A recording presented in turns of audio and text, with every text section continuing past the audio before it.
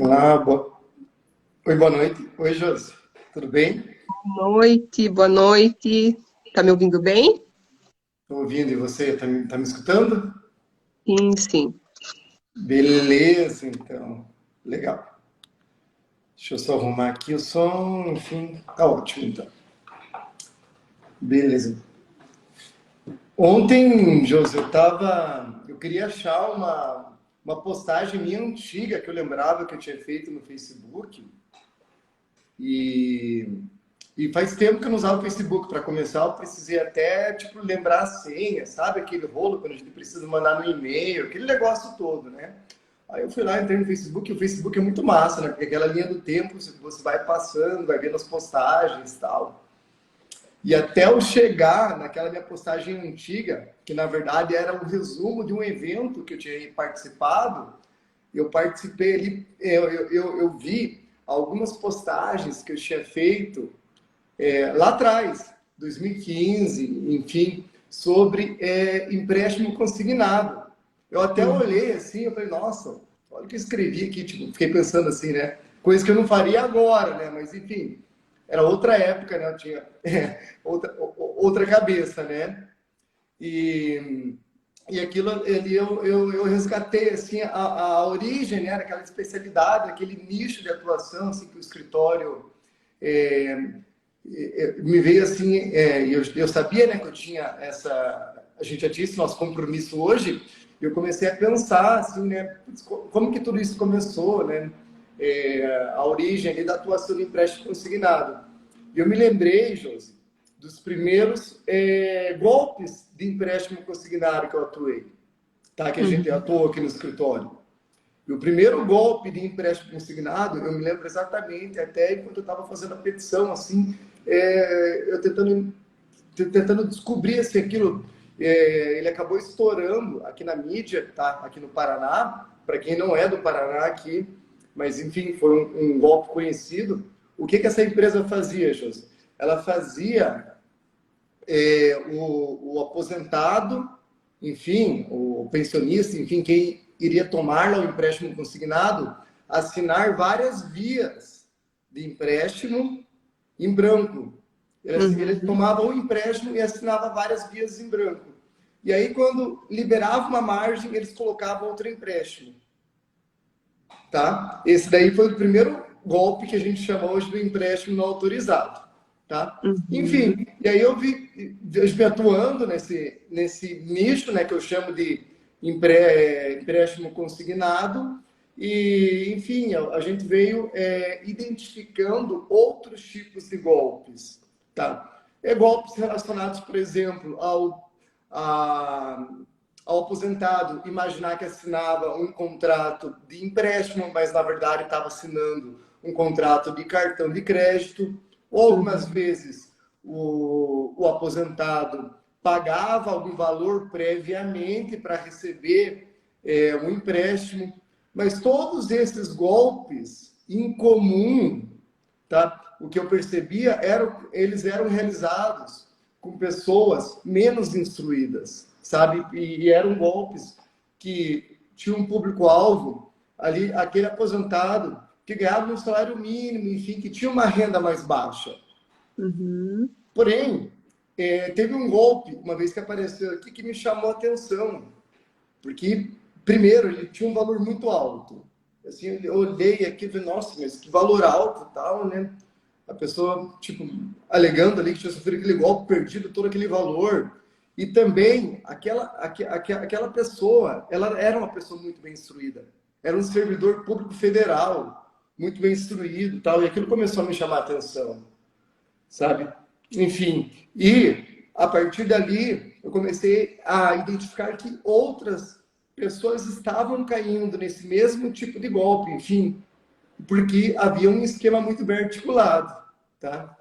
E como a gente aqui no escritório tem esse nosso objetivo de deixar o consumidor mais consciente, enfim, dele entender o que está acontecendo no mercado de consumo, enfim, como as coisas podem repercutir na vida dele.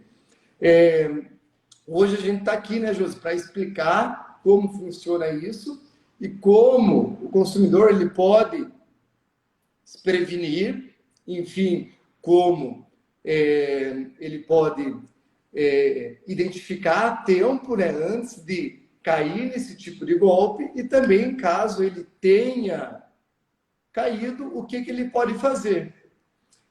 Então, José, eu gostaria que você se apresentasse, falasse aí como que você participa da solução desse tipo de problema, enfim, e também que você já começasse, já explicasse como que funciona esse golpe, como que funciona isso. Certo. Bom, boa noite, pessoal. Para quem não me conhece ainda, né, eu me chamo Josiane, sou advogada contenciosa do escritório, né, atuo diretamente nos processos do escritório envolvendo golpes bancários, né, além de outras carteiras, mas predominantemente nessas carteiras.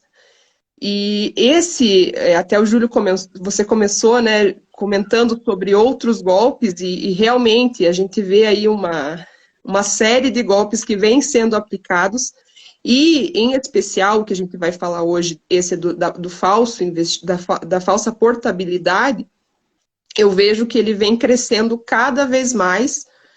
Não sei a partir de quando exatamente ele começou a ser aplicado, pelo que nós estudamos e a gente vem acompanhando aí de 2020 para cá, houve uma demanda, um aumento de demanda, na demanda de processos envolvendo esse tipo de golpe, e com isso a gente realmente viu a necessidade de se especializar, de entender como ele funciona e estudar meios de prevenir o consumidor que acaba sendo vítima, e também solucionar o problema quando ele de fato caiu no golpe e está com aquele contrato, na maioria das vezes em valores altos, para ser ali liquidado.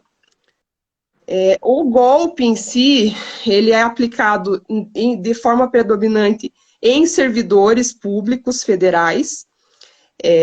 A gente também tem aqui, a gente vê uma minoria de aposentados, que também acabam sendo vítimas, mas os servidores realmente são as pessoas que os golpistas escolhem ali como sendo o principal alvo para aplicar esse golpe.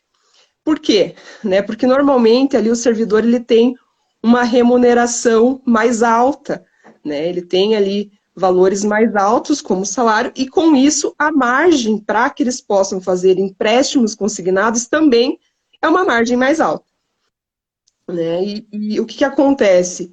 Esse golpe, os valores que envolvem aí esse golpe, eles são valores mais altos realmente, né? A gente vê contratos de 30 a 120 mil, aqui no escritório a gente já viu, envolvendo esse tipo de golpe. Como que ele vai funcionar, né? Na maioria das vezes ele acaba sendo sempre o mesmo, né?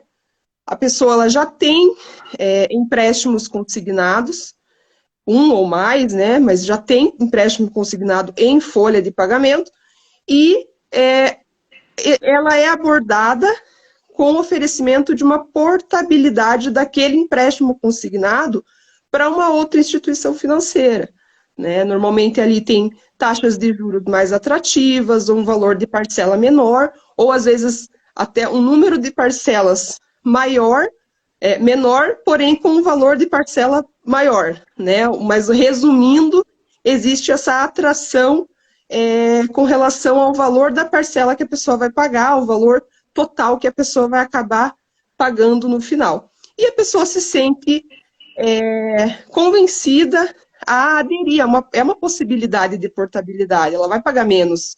Então, ela se sente convencida a aderir à portabilidade. Porém, quando a pessoa aceita, né, normalmente também, Júlio, essa pessoa que se apresenta para o consumidor ali, para o servidor, ela já tem conhecimento, inclusive, né, de qual empréstimo a pessoa tem, com qual instituição financeira. Você já tem acesso às informações, já. Ela já tem Isso já acesso. passa uma certa credibilidade ali, digamos assim. É porque é um golpe muito bem articulado, né? Tanto que a gente percebe que acaba atingindo pessoas muito bem instruídas. Enfim, né? Eles passam todo um contexto assim de extrema confiança, né? A pessoa ali, ela, tanto que no final das contas ali, ela acaba sofrendo um prejuízo muito grande, né? E para que ela até chegar nesse ponto dela sofrer esse prejuízo muito grande, muita coisa parece verdade ali, né? Aquilo parece realmente ali uma situação ali confiável. Sim, sim. O discurso que a pessoa utiliza é um discurso convincente, realmente ela se apresenta e quem está ouvindo, né, do outro lado, não desconfia, né, a pessoa realmente passa uma credibilidade, ela já sabe o valor da parcela que você paga, ela já sabe com qual instituição financeira você tem o empréstimo que você realmente tem, ela já sabe todas essas informações. Então, a pessoa se Como que sente elas entram normalmente em contato? normalmente pelo WhatsApp, né? Às vezes existe uma ligação prévia, mas as tratativas elas acabam acontecendo pelo WhatsApp. Essa pessoa ela se apresenta como representante de uma pessoa jurídica qualquer ali, mas, como eu falei, conhecendo todas essas Uma pessoa informações, jurídica, ela chega e fala o nome do banco já, ou ela fala o nome de uma outra pessoa jurídica, ela fala normalmente? ela fala o nome de outra pessoa jurídica. Ela, olha, eu sou o fulano, assessor da empresa tal, e nós temos conhecimento que você possui empréstimo consignado com a empresa X, com o banco X, né, com a Caixa Econômica, por exemplo. E você paga um valor de parcela muito alto, você não teria o interesse em reduzir esse valor da parcela? É que o cara vai falar que não tem interesse em reduzir, quem não tem interesse em reduzir, né? Exato, exato. E aí ele já traz, e às vezes até eles trazem mais de uma possibilidade, né? Porque eles ali fazem uma análise em qual instituição financeira teriam juros mais atrativos, então falar, olha, se for pelo banco PAN, por exemplo, a gente consegue esse valor, se for pelo banco C6, a gente consegue esse outro valor. Então ele vai conseguindo, olha, conseguir taxas melhores ainda com o banco tal. Fica aquela briga para conseguir condições melhores para o consumidor. E ele, Ele constrói ali uma história, né? Isso para sim, parecer verdade. exato, Isso é tudo um artifício, né? sim. E então, né, ali o consumidor tentado ali pela proposta, pela oferta, ele se sente convencido, em momento algum ele suspeita da, daquela, de que seja um golpe, porque, como eu falei, ele é muito bem articulado, a pessoa é muito bem preparada para conversar com o consumidor, ela já tem conhecimento de todos esses fatos, então ele aceita, né? Ele aceita a proposta de portabilidade. E aí, para ele aderir, então, à proposta de portabilidade, o correspondente envia um link, através de um link, onde o consumidor ali precisa fazer o reconhecimento facial, né, ou assinatura do contrato, para dar efetividade ao contrato de portabilidade. Né? O que é esse contrato? Esse é um contrato bancário, um contrato com um novo banco, com um novo É um contrato bancário. contrato que o consumidor ele acredita se tratar do contrato da portabilidade. É isso que é oferecido para ele, é isso que ele acredita que é o documento que é enviado para ele assinar. Porém, enfim, isso ele assina, né? Assinou o contrato, com a assinatura do contrato, o valor é acreditado na conta do servidor, na conta do consumidor. E o que o correspondente fala, né? A pessoa que intermediou toda essa operação fala: olha, esse valor ele vai dar quitação ao empréstimo originário que você tem, né? Por exemplo, o banco originário com quem você tinha o empréstimo era a Caixa Econômica. Então, assim, você está firmando um contrato agora com o Banco PAN para está fazendo a portabilidade para o Banco PAN, então, esse valor que vai cair na sua conta, agora você vai transferir para que dê quitação ao contrato com a Caixa Para que Econômica. pague o contrato anterior. Sim. E o consumidor acredita que aquilo seja uma situação normal, afinal, se você vai quitar um contrato e começar a pagar apenas o outro, então é normal que você faça essa transferência de dívidas, né? Desculpa, eu até te interromper um pouco aqui, até porque tem um padrão interessante nesse tipo de golpe, porque muitas vezes, e eu percebi isso, Josi, essa vítima, o que acontece? Ele tem apenas um contrato, sabe? Ele não é aquele padrão tomador de empréstimo. Ele não está remontando um empréstimo em cima do outro. Ele tem um contrato. Aí, às vezes, ele não tem tanta familiaridade em como funciona esse tipo de transação bancária, sabe? Sim. E é por isso até que ele tem a margem para fazer um novo empréstimo, porque obrigatoriamente ele tem que ter a margem para fazer um novo empréstimo. Aí ele fez um contrato, às vezes, e eu conversava com os clientes, perguntava, tá, e por que você fez? Eu peguei uma grana para fazer a reforma na minha casa, enfim, eles falavam que precisaram de uma situação específica e tinham um contrato. E aí, obviamente, tinha aquela margem para fazer outro contrato. E até por isso que uma história dessa, né, de ele receber o valor da conta dele para depois repassar para fazer a quitação, pode fazer sentido, porque ele não tem tanta experiência em como funciona esse tipo de transação, né, de portabilidade mesmo, enfim, ou de quitação no contrato anterior, que poderia ser feita entre as próprias casas bancárias, né? Não cairia na mão dele para ele ir lá e quitar outro empréstimo. Sim. E o golpe, ele está justamente aí, né? Porque a pessoa vai transferir o valor para a conta indicada pelo correspondente e vai aguardar ali a substituição dos empréstimos na folha de pagamento, no histórico de empréstimos vinculado à folha de pagamento. E aí ele vai perceber que vão ser mantidos os dois empréstimos. O contrato originário, com a Caixa Econômica, né, que a gente utilizou aqui no nosso exemplo hipotético, e com o Banco Pan. E aí a pessoa vai reclamar com o correspondente. Olha, ainda não aconteceu a portabilidade. Estão sendo mantidos dois empréstimos na minha folha de pagamento. Os dois estão vinculados ainda. E o correspondente vai enrolar, vai falar, é normal alguns dias para atualizar o sistema, comunicação entre bancos, e enfim, e vai levando essas desculpas sucessivas aí que vão acontecendo, mas de fato não vai ter nenhuma substituição, né? Porque o que aconteceu foi... Pode falar. Só uma questão aqui também, né? Você está falando, enfim, do correspondente, mas essa pessoa, essa empresa que se apresenta, nem sempre, tecnicamente, ela é uma correspondente mesmo, né? Nem sempre, tecnicamente, mas na visão do consumidor, muitas vezes ele pensa ser um correspondente, tá? Só uma questão assim, mais tem essa questão aí dessa distorção, né? Enfim, né? A gente está utilizando aqui o termo correspondente, mas porque na visão do consumidor ele não sabe distinguir, tá? Mas juridicamente nem sempre essa empresa aí é a correspondente, porque algumas vezes até os correspondentes eles até questionam, falam, mas isso aqui não é coisa de correspondente, enfim, né? Tem essa questão, mas é que para o consumidor, enfim, ele não sabe distinguir juridicamente. Esse cara é um correspondente, esse não é um correspondente, né? Nós chamamos de correspondente justamente porque foi a pessoa quem intermediou a operação, exatamente. E é isso que, né, a gente precisa demonstrar judicialmente para que haja ali uma responsabilidade da instituição financeira. Isso.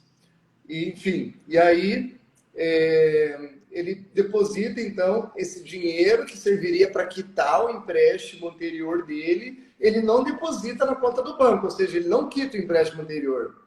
Ele deposita na conta do golpista, enfim, lá de uma conta de um terceiro que não tem nenhuma relação, e o que acontece? Ele vai ver lá o empréstimo dele e acaba não quitando. É isso, ele fica com duas parcelas cobrando daí sem ter pego o valor de um empréstimo. E o desespero vem justamente aí, né? Quando vem ali a folha de pagamento do mês com os dois descontos, né? E isso vai sendo mantido porque, afinal de contas, foram contratos que foram firmados, mesmo sendo o consumidor enganado, e vão sendo cobradas as parcelas. E normalmente, por serem valores altos, obviamente, o valor das parcelas também é alto, né? Então, isso acaba aí vindo a trazer uma série de prejuízos, de transtornos para o consumidor ali que não vai conseguir utilizar do salário como ele bem entende, né? Ou muitas vezes acaba sendo privado, né? Quando tem muitos compromissos, acaba sendo o arrimo de família, né? A pessoa que provê a maior parte, ou o único sustento da família, não consegue mais manter o pagamento dessas despesas por conta dessa outra parcela que se inseriu Se no torna salário. uma dívida bem relevante, né? Bem Sim. relevante. Enfim, e nesse contexto, e como que quem está assistindo aí pode evitar, como que ela pode prevenir, assim, não cair num golpe desse? Um servidor que tenha já um empréstimo, quais são as cautelas que ele tem que tomar para não cair? Porque realmente existe possibilidade de você trocar um empréstimo por outro e de repente pagar, né? Pegar uma taxa menor. E como que ele pode certificar assim, para fazer esse negócio com mais segurança, Josi? Certo. Eu diria para ele já suspeitar quando alguém fizer um contato pelo WhatsApp, por ligação, oferecendo uma portabilidade. Eu já diria para ficar alerta quando vier alguma oferta nesse sentido.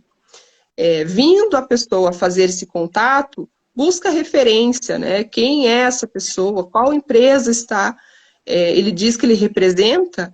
E eu até diria para fazer uma pesquisa ali. Hoje em dia a gente tem Reclame Aqui, a gente tem consegue jogar no Google e facilmente a gente já consegue perceber se existem outras pessoas reclamando, ser vítimas de golpes envolvendo aquela pessoa, né? Aquele correspondente, não, aquela pessoa mesmo, ou aquela empresa que ele está se apresentando como representante. Essa seria uma das medidas que eu diria para que ele se realmente fique alerta àquilo que está chegando para ele. Além disso, se ele foi convencido, se ele realmente acha que é uma portabilidade, pede o contrato, aliás, eles têm que enviar o contrato para que o consumidor assine e leia, né? Porque o contrato ele vai, se for uma portabilidade, ele vai constar, né, no próprio contrato informação de que se trata uma portabilidade.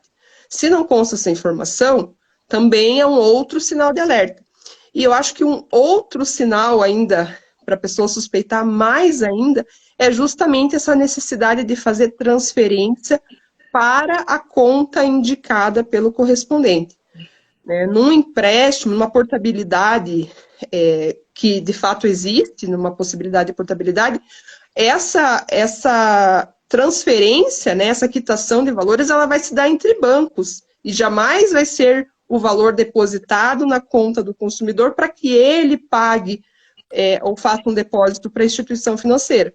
Então, esse também é um outro sinal de alerta para que o servidor, o consumidor aí fique suspeite, né, de uma operação, caso seja oferecido algo nesse sentido. Esse é o ponto decisivo, né? Essa é a consumação do golpe. Então, não deposita na conta de um terceiro, que não seja o banco, né? Enfim, não existe essa possibilidade de você depositar num CNPJ que não seja do banco, enfim, não existe.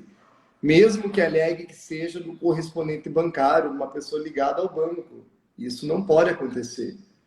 Eu acho que isso aqui é realmente um ponto aí que deve ficar bem claro e que é onde se consome o golpe, né? E é isso que mais chama atenção. Assim, que muitas vezes a gente de fora assim parece, mas como que fez isso, né? Mas é claro que tem todo um contexto por trás que faz aquilo parecer só um detalhe dentro ali de um negócio que parecia rígido. Sim. E se, beleza, mas enfim, depositou, né? Não teve jeito, acabou caindo no golpe, tá naquela situação que você falou, tá naquele desespero, tá naquela situação em que já tá com, inclusive,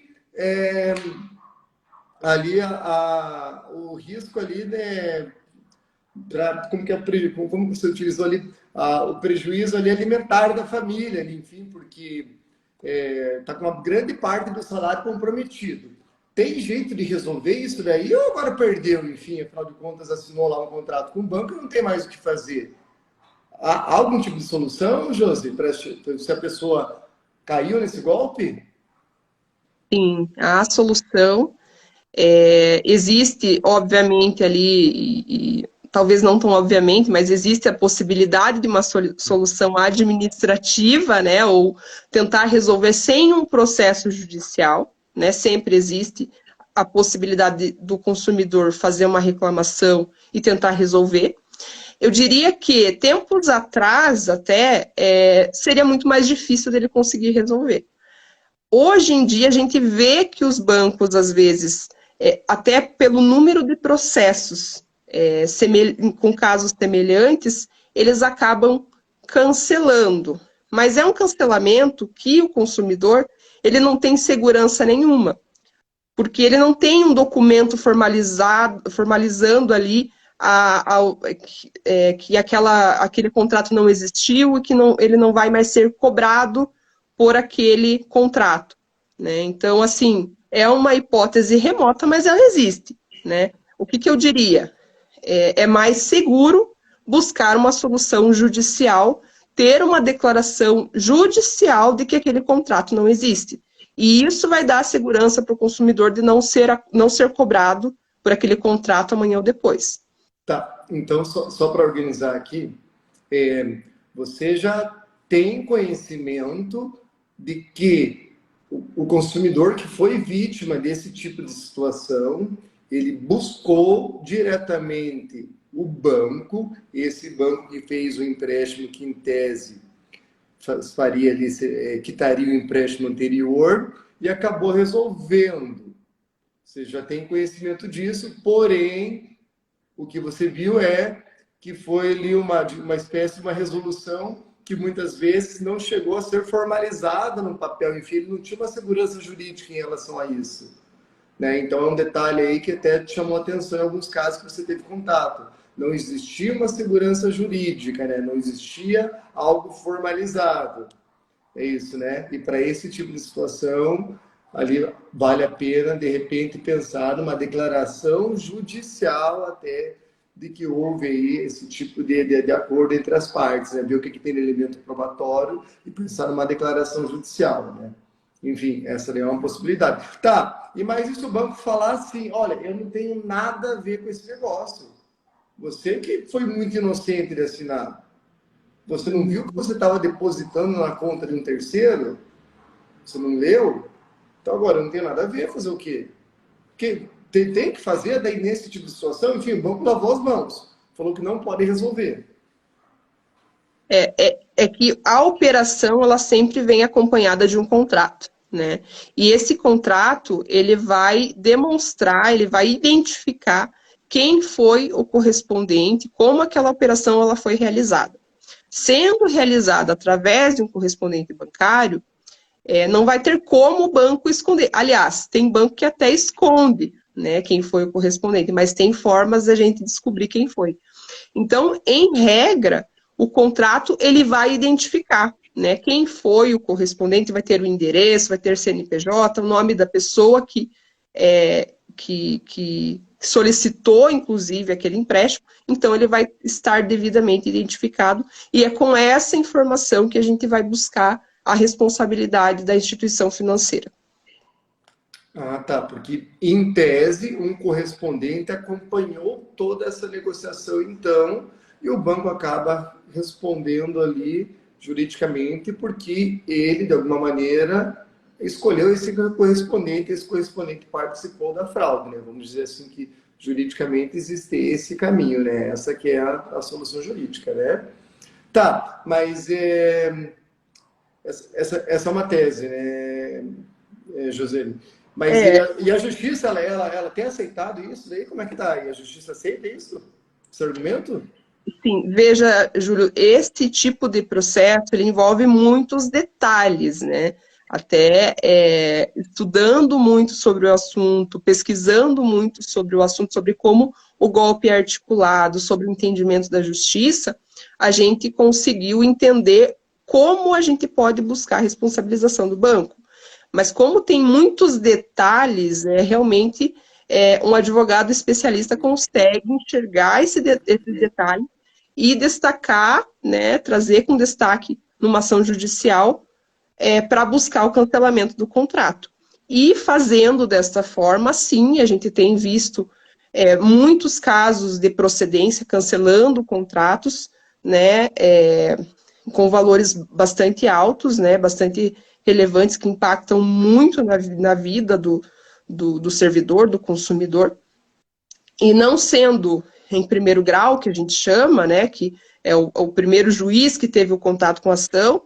A gente, às vezes, também tem sentenças de improcedência, mas a gente tem conseguido também reverter essas improcedências no Tribunal de Justiça, né? Então, e tudo, principalmente, né, porque a gente destaca muito bem e os juízes e desembargadores reconhecem a participação do correspondente bancário.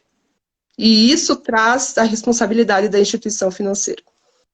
Tá.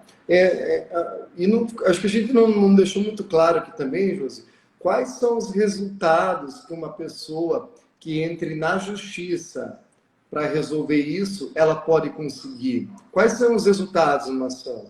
Por exemplo, ela já está sofrendo a cobrança do empréstimo, e pode ser uma cobrança bem relevante, né, porque é um empréstimo alto.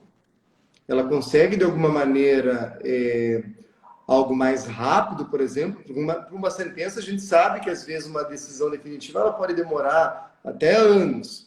Tem alguma coisa mais rápida, assim, para ter algum tipo de resolução ali, de alguma maneira mais rápida para a pessoa? Sim, essa é a principal dúvida, eu acredito também, né, dos consumidores que nos procuram, né, para saber, para entender como resolver esse tipo de situação.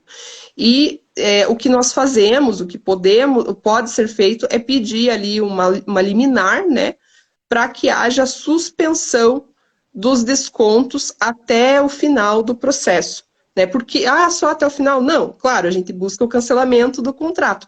Mas como naquele momento aquilo está impactando a vida do consumidor, a gente justamente demonstra isso para o juiz, o quanto aqueles descontos estão impactando no orçamento familiar daquele consumidor. A gente traz também, demonstrando como tudo aconteceu, né, seja o contrato identificando o correspondente, seja ali até a própria conversa, né, a forma como aconteceu aquela negociação, demonstrando não só a boa-fé, mas de fato, olha, excelência, foi desta forma que eu fui enganado. E com isso a gente pede e tem conseguido, sim, a liminar para suspender esses descontos já de plano, né, já no início da ação, não sendo em primeiro grau, ali no Tribunal de Justiça, através de um recurso de agravo de instrumento, justamente para conseguir essa liminar que a gente deseja. Então, um primeiro resultado, que um consumidor que entre na justiça, que ele pode conseguir antes de esperar uma sentença, é o que? Uma decisão que o juiz vai determinar que o banco pare de cobrar esse empréstimo diretamente da folha de pagamento, né? Essa que é a liminar de suspensão de pagamento, né? Seria Sim. Nesse sentido. Eu estava lembrando de um caso que foi recente, inclusive, onde o que aconteceu? O servidor autorizou a portabilidade, né? Era um valor próximo ali de 30 mil reais. Era um valor quebrado lá, 29.900 e alguma coisa. Ele recebeu o valor em conta, transferiu o valor para a conta indicada pelo correspondente, e o correspondente falou, olha, não deu certo, o valor vai ser estornado para sua conta. E com isso, né, o consumidor olha o extrato, viu que teve um novo valor de 29.900 e alguma coisa, acreditou se tratar de um estorno, mas na verdade não era. E fez novamente o pagamento, a transferência desse valor para a conta indicada pelo correspondente. Mas o que aconteceu nesse caso? Foram firmados 2 contratos exatamente no mesmo valor. E eu lembro que o valor das parcelas ali somadas dava 2.800 e alguma coisa. E a gente conseguiu a liminar desse caso, né? O consumidor ficou bastante satisfeito, obviamente, mesmo porque não era só uma parcela, não era só... Imagina, ele já tinha o empréstimo originário. aceitou a portabilidade para pagar menos. Além de ser firmado esse contrato, foi firmado mais um com o mesmo valor. Então, a situação dele realmente estava desesperadora, né? E a gente conseguiu essa liminar e foi ali algo que trouxe um impacto imediato para a vida dele. Uma situação bem peculiar mesmo, né? Ele sofreu um golpe em cima de um golpe. Bem peculiar mesmo. Enfim, e só por curiosidade, qual foi o valor mais alto que você já viu sendo assim transferido, colocado na mão do golpista? Eu acho que foi próximo dos 120 mil reais, Júlio. Não lembro 120 exatamente. mil, a pessoa transferiu 120 mil para o golpista. Sim. Tá. Certo. Só deixa eu ver aqui, tem um comentário. Fraude no crime de estelionato. A fraude é utilizada para que a vítima entregue voluntariamente o bem, acreditando estar dentro de um trâmite da própria instituição. A Larissa trouxe aqui um conceito aqui do criminal, enfim, pode até envolver mesmo aqui o conceito criminal, mas a gente está aqui na esfera civil que a gente não pode se meter nisso, né, Josi? A não ser que você entenda disso. Eu não posso falar muito sobre o criminal. Enfim. Até porque aqui a gente vai atrás, a gente costuma dizer, a gente vai atrás de quem tem condições de pagar a conta, né? Então aqui o problema principal do consumidor é o quê? É o desconto que ele está sofrendo mensalmente no salário dele. Então a gente quer resolver o quê? Quer cancelar esse contrato para ele não ter mais esse problema. Então, na esfera criminal, a gente não resolve. Aqui no escritório, né? Mas vai na responsabilidade civil, né? Mas com certeza ali tem crimes envolvidos, né? Se é estelionato, enfim, não, mas possivelmente ele é um estelionato, né? A gente vê que isso daí também já repercutiu bastante na mídia, tudo. Eu estava até um pouco antes aqui enfim, né, me preparando um pouco para a gente conversar e estava digitando, enfim, em grandes jornais, já teve matérias a respeito disso, enfim, é uma situação realmente aí que ela traz bastante ali, repercussão, enfim, bastante comoção ali para quem acaba se vitimizando aí nisso. Mas enfim, Josi, tem algum ponto aí a mais que você queira acrescentar, que você não tenha abordado, que você acha importante e relevante aí para quem possa eventualmente aí, enfim, se prevenir, ou enfim, ou para quem realmente tenha caído nisso, que você acha que vale a pena ser dito agora?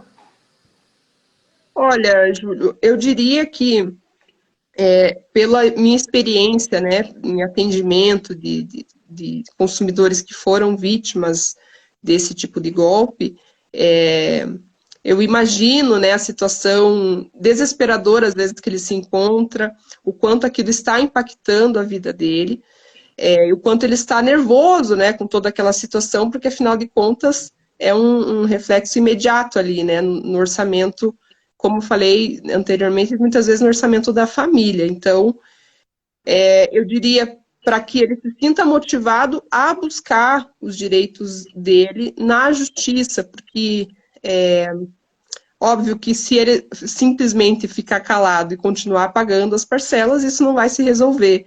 E buscar ali essa solução, seja administrativa, que eu vi que por poucas vezes se resolveu, mas sim se resolveu, porém sem uma garantia, né? Então, mas que busque judicialmente cancelar esse contrato. Além disso, ser restituído de todas as parcelas que eventualmente foram descontadas ali, né? Essa restituição a gente normalmente pede ali em dobro, né?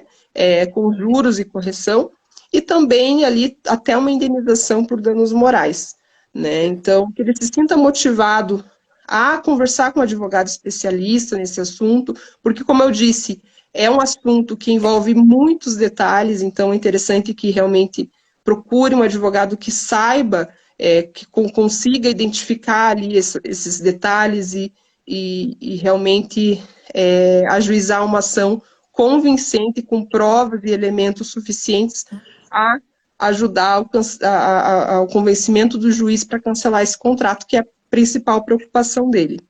É até interessante você ter falado sobre esse ponto de se sentir motivado, na verdade, eu vou até pro conceito de que é o seguinte, o que eu já percebi atendendo até esses clientes.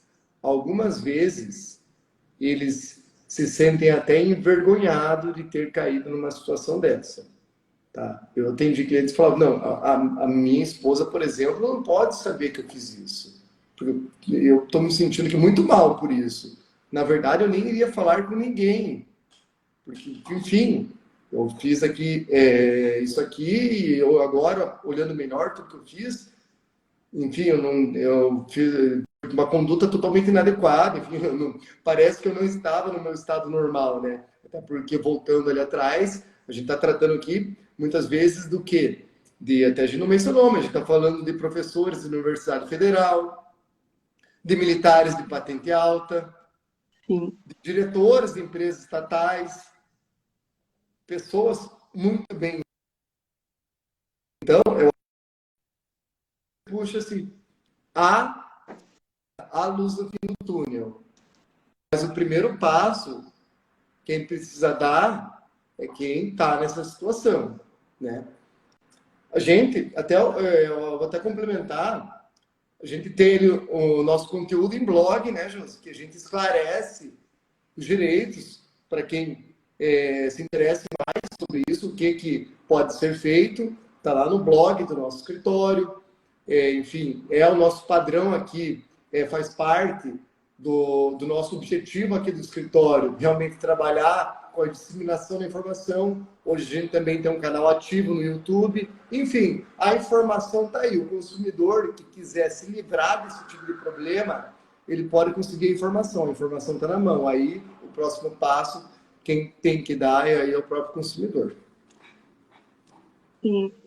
E assim, até compartilhando uma experiência recente, Júlio, de um caso em que o consumidor ele estava numa situação financeira ali bem complicada e ele perdeu a ação, né, em primeiro grau ali, no primeiro entendimento ali foi de que teve culpa exclusiva, inclusive, dele, enfim. E nós recorremos, né? Recorremos no Tribunal de Justiça do Estado de São Paulo dessa decisão. E teve, assim, até um embate sobre o assunto, né? Nós fizemos uma sustentação oral sobre esse caso lá no Tribunal de Justiça. E o que eu percebi foi que os desembargadores, de fato, se preocuparam com a situação, divergiram ali entre eles, procuraram e viram que existia, de fato, atuação do correspondente e cancelaram o contrato. É um contrato de aproximadamente R$ 60.000, 58 mil e alguma coisa. E, enfim, quando a gente deu a notícia, inclusive, para esse consumidor, ele estava internado, ele estava com pedra no rim, algo nesse sentido, e ele recebeu aquela notícia boa, aquele alívio, e foi até uma situação bastante emocionante, assim, para mim e para ele também, né? Satisfatório, que satisfação.